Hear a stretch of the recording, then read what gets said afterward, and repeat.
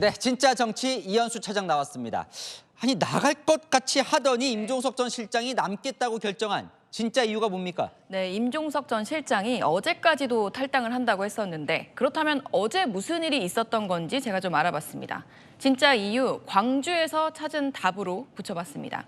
어제 임 전 실장은 광주를 찾아서 송갑석 의원, 강기정 광주시장 등 광주 지역 친문 인사들을 두루 만났다고 합니다. 어제가 어떤 상황이었냐면 그제 이낙연 전 대표가 호남 출마 기자회견을 미루고 임종석 전 실장과 다급하게 만나면서 임 전 실장도 탈당하는 거 아니냐 긴박한 상황이었고요. 탈당을 하게 된다면 이낙연 신당 새로운 미래에서 호남에 출마해달라 요청도 받았습니다.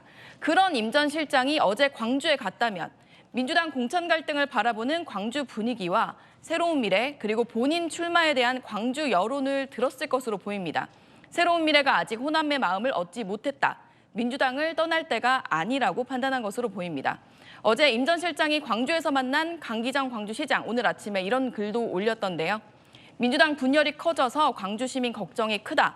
임종석 실장의 백의종군을 계기로 민심을 헤아리는 정치가 절실한 아침이라고 광주를 다녀온 뒤에 당에 남아 후위를 도모하는 걸 선택한 것으로 보입니다. 자, 후위를 도모한다. 그런데 솔직히 말하면 나가서는 답이 없다. 이게 진짜 이유 아닙니까? 네, 지금 앵커가 주신 분석도 부인은 할 수 없을 것 같은데요.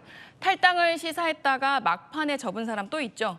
이원욱, 조응천 의원 등 원칙과 상식이 탈당할 때 탈당 당일 윤영찬 의원이 SNS에 선산을 지키는 굽은 나무처럼 이란 글을 쓰면서 막판 잔류를 선택했었습니다.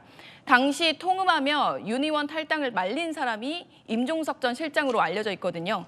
당에 남아서 바꾸자 이렇게 설득했다는 건데 이번엔 반대로 된 상황입니다. 이번엔 원로들이 설득을 했다고 합니다. 후위를 도모하라고요.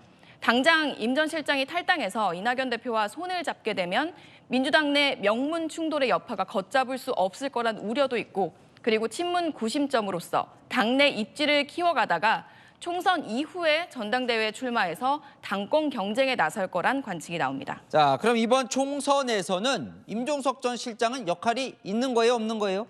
이재명 대표가 우선 오늘 임 전 실장의 결정을 추켜 세우면서 매우 고맙다 이렇게 말을 했거든요. 임종석 전 실장의 잔류로 우선 반명연대 기세가 꺾였으니 이 대표로선 정말 한숨을 돌린 셈입니다. 그러나 이 대표 임종석 총선 역할론에 대해선 분명하게 말하지 않더라고요. 그건 임 전 실장 측도 마찬가지입니다. 윤석열 정권 심판을 위해서 역할에 대해서 고민은 할 거다 정도의 반응이더라고요. 총선 이후 역할을 하기 위해 일부 후퇴를 선택했으니 양측 모두 총선 땐 거리두기를 하지 않겠냐는 관측이 나옵니다. 네, 잘 들었습니다. 진짜 정치 이현수 차장이었습니다.